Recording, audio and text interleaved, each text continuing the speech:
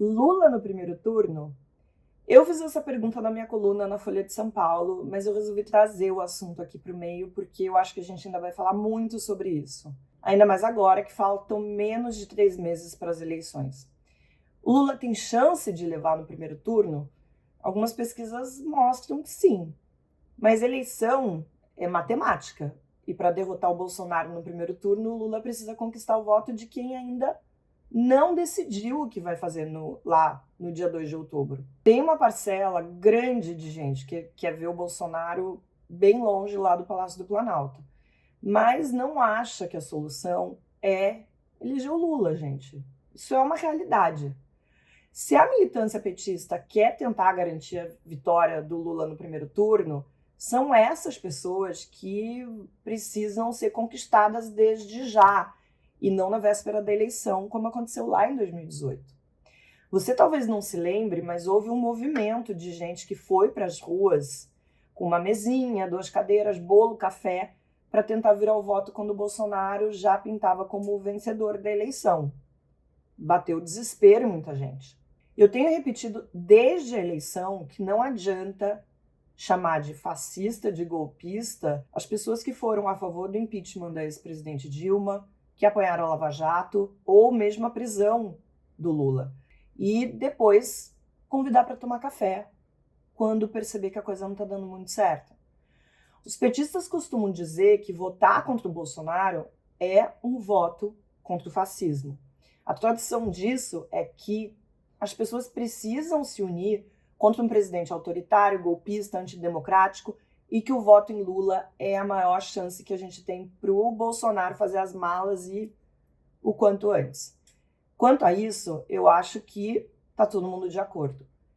Mas a conta não fecha quando essas mesmas pessoas têm uma atitude autoritária e não aceitam que faz parte do jogo democrático preferir outros candidatos no primeiro turno e que isso não faz de ninguém um fascista. Não ter Lula como primeira opção não faz de ninguém um fascista. Então, de novo, essa conta não fecha. Se de um lado você está aqui tentando convencer as pessoas de que elas precisam se unir em torno de um voto que não deixe que o Bolsonaro continue no poder e perpetue esse clima, essa atmosfera de terror que a gente está vivendo, fora, enfim, todas as consequências nefastas que podem acontecer, do outro, não adianta você ficar xingando as pessoas, porque isso não vai converter ninguém. Agora, será que os petistas, lulistas e também os simpatizantes aí que já decidiram seu voto no primeiro turno por Lula estão preparados para essa conversa? Como eu sempre digo, de tédio a gente não morre.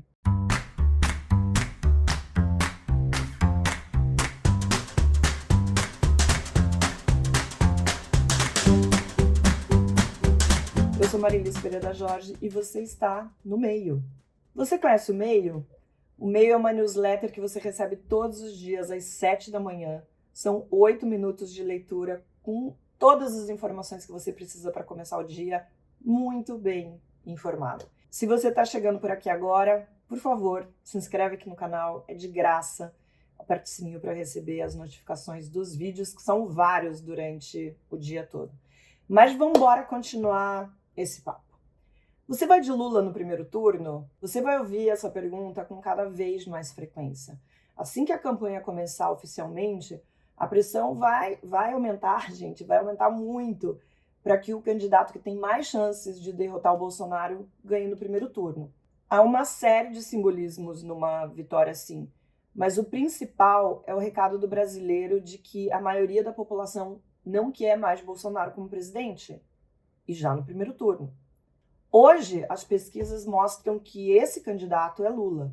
Não tem ninguém no momento, mas nem perto de Lula, ou mesmo de tirar o Bolsonaro do segundo turno, se é que a gente vai chegar no segundo turno. Agora, nunca é demais repetir. Pesquisa, gente, reflete o momento, como as pessoas estão se sentindo agora, o que elas estão dispostas a fazer. Não significa que o resultado da pesquisa se repita até a eleição. Muita coisa pode acontecer até lá, tudo pode acontecer até lá. No ano passado, a rejeição do Bolsonaro era tão grande e a intenção de voto tinha chegado a um patamar tão baixo que tinha gente que apostava que o Bolsonaro não chegaria nem no segundo turno. Você lembra disso? A situação nesse momento é outra. Lula na dianteira, mas o Bolsonaro se recuperando um pouco. Ainda dá para Lula levar no primeiro turno? De novo, tudo é possível.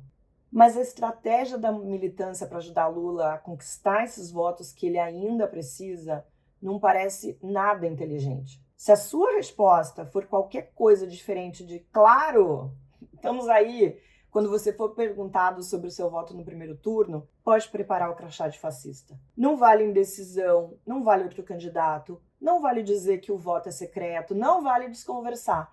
Na semana passada, foi a cantora Anitta.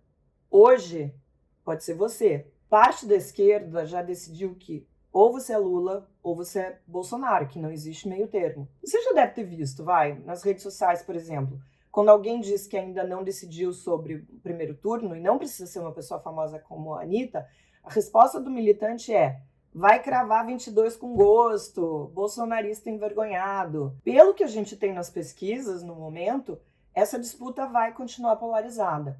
Acho que a gente concorda que qualquer coisa é melhor do que o Bolsonaro, não é mesmo? Eu escrevi na Folha que se na urna eletrônica, o dia lá da eleição, as opções fossem Bolsonaro e qualquer coisa, eu ia, cravar no qualquer coisa sem pensar. Mas é claro que nem todo mundo pensa como eu. A gente tem uma eleição com 12 pré-candidatos. 12 pré-candidatos. E o eleitor tem direito de votar até no Emael. Eu não sei nem o nome do candidato. E o eleitor tem direito de votar até no Emael. Eu não conheço. Alguém conhece alguém? Alguém conhece alguém que votou no Emael? Eu não conheço ninguém que tenha votado no Emael em nenhuma das 6 eleições que ele participou. É isso mesmo, ele foi candidato 6 vezes. Mas qual é o cenário que a gente tem hoje? Ciro Gomes, o terceiro colocado, tem alguma chance? As pesquisas estão mostrando que não. Alguém acredita na candidatura da Simone Tebet? As pesquisas também não estão acreditando muito, não. Se a Constituição diz que o Emael pode ser candidato, a mesma Constituição garante que qualquer um de nós pode votar no Emael. Como eu disse, gente, qualquer coisa é melhor do que o Jair. Mas o lulista e o petista diz que não pode. Eu quero pegar esse exemplo da Anitta porque é bem ilustrativo. Perguntaram para ela em quem ela votaria e ela disse que está estudando os candidatos e que a sua vontade real é que o Brasil encontre um meio termo. São palavras dela. A Anitta fala uma coisa que eu disse em 2018 sobre a polarização. Essa polarização vai continuar forte com a vitória de um dos 2 candidatos que estão aparecendo aí na dianteira das pesquisas, Lula e Bolsonaro. Quando eu escrevi isso lá em 2018, e eu tenho certeza que a Anitta vai na mesma linha, não era uma comparação entre o Lula e o Bolsonaro, mas uma constatação sobre esse clima de guerra entre os apoiadores dos pré-candidatos e as consequências disso para o país. A gente fica numa rinha de galo e muitas vezes o que é importante ser discutido não é. Tanto não é uma comparação que a Anitta disse que se às vésperas do primeiro turno o cenário for o que a gente tem agora, ela vota em Lula contra o Voldemort. É cada apelido do Bolsonaro. Tem mais gente como ela. Gente que tem medo de dizer, por exemplo, que só votaria no Lula no segundo turno e a contragosto. Esse cidadão comum acaba ganhando ali o seu crachazinho de fascista, porque a gente sabe que ninguém pode discordar da militância. Não precisa de nenhum marqueteiro para a gente saber que isso acaba causando uma repulsa às pessoas que não estão convertidas ao Lula lá. Mas a gente já sabe o que vai acontecer. A fiscalização só vai piorar, gente. O que eu acho disso tudo? Eu acho sim que vale avaliar o cenário perto das eleições e optar pelo voto útil para derrotar o Jair Bolsonaro. Eu acho que vale fazer isso. E o que eu digo aos militantes que querem liquidar o assunto no primeiro turno, eu sugiro convidar para tomar uma cerveja agora, desde já. Os indecisos, os ciristas, os golpistas, os lavajatistas, porque aí sim esse número vai fechar. A gente dá tchau, tchau para o Bolsonaro e e a democracia agradece.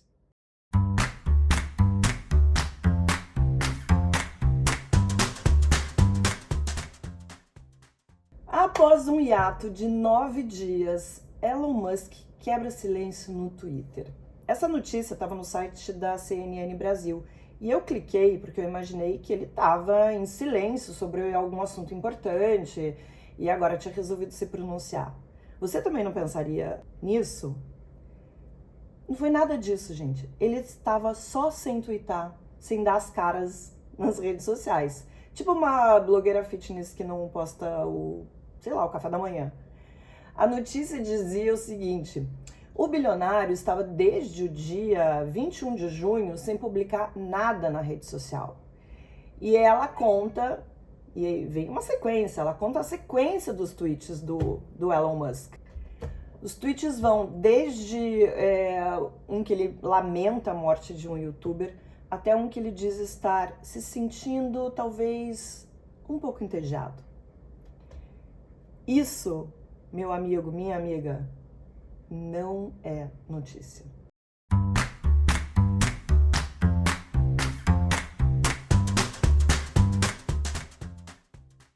CPI do aborto. Dá para acreditar? É isso mesmo.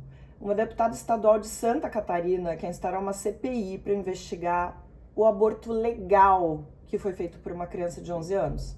Eu vou deixar mais claro aqui. Ela quer usar a estrutura do Estado para investigar um crime que só existe na cabeça dela e dessa turma que se diz pró-vida. Essa história, gente, tem 200 camadas de tristeza, mas lá vem a deputada bolsonarista querer usar essa tragédia como um palco. Nada é tão ruim que não possa piorar. Esta semana, a gente soube que a promotora Mirella Dutra Alberton, a mesma que conseguiu impedir que o aborto fosse feito quando a família procurou o hospital e mandou a criança para um abrigo longe da mãe, essa promotora pediu que os restos mortais do feto fossem recolhidos por policiais do Instituto Geral de Perícias lá no hospital onde o procedimento foi feito. Tudo foi feito dentro da... Vamos recapitular, vai. Tudo foi feito dentro da lei. Mas a promotora, a deputada, que diz que já recolheu 20 assinaturas para essa CPI, elas querem usar suas crenças, sua ideologia, para fazer um circo e manipular a opinião pública contra o direito ao aborto legal, contra uma coisa que está prevista em lei. É isso que está acontecendo fora da nossa bolha.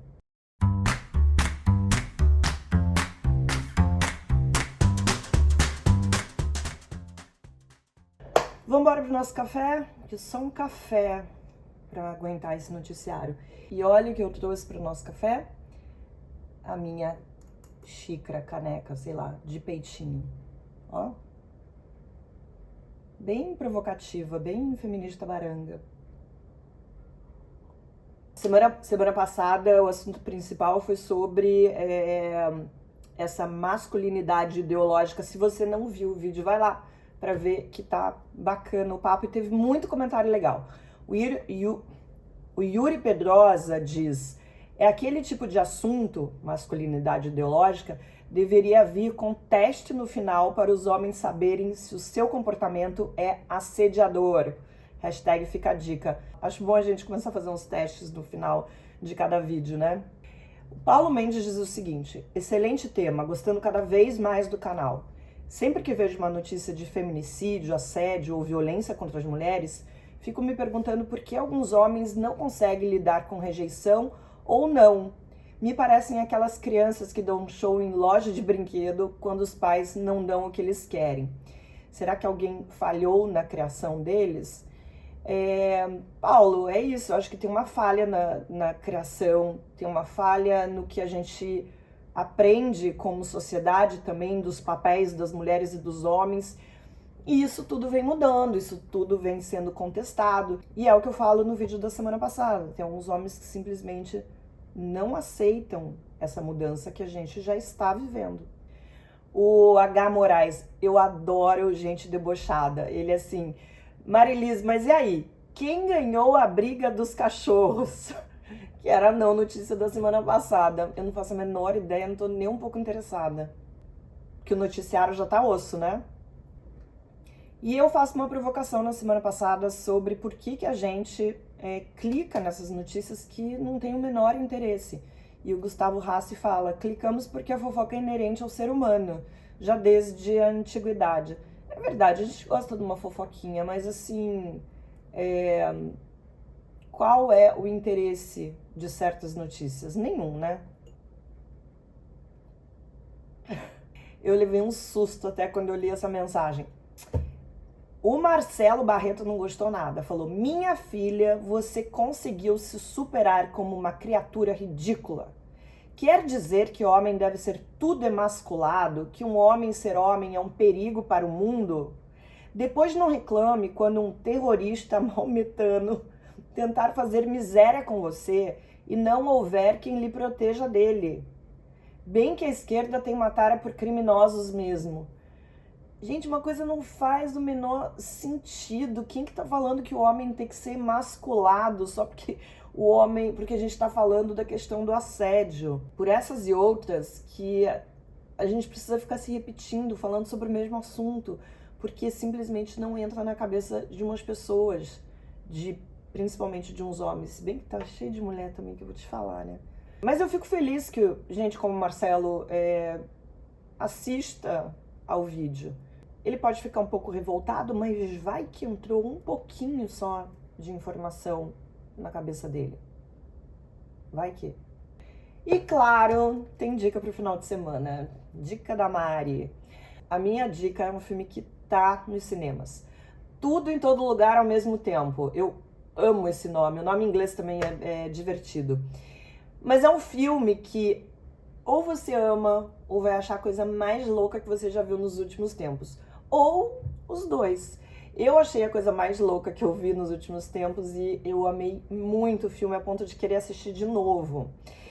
A trama é a seguinte, a protagonista, que é vivida pela Michelle Yeoh, não sei se eu tô falando o nome dela certo, tá? É uma imigrante japonesa que consegue acessar outras vidas que ela poderia ter vivido se tivesse tomado uma decisão diferente quando ela era mais nova. Quem não gostaria de saber como seria?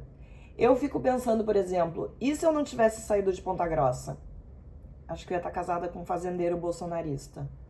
Socorro. Ou se tivesse ficado na Austrália. Já pensou se a gente consegue enxergar essas possibilidades? O filme é comédia, ficção científica, aventura, drama, é tudo ao mesmo tempo. E agora só mais uma coisa, vale demais ver na telona. Se você for assistir, depois me conta o que você achou. Bom, gente, eu fico por aqui. Um bom final de semana. E na semana que vem tem mais.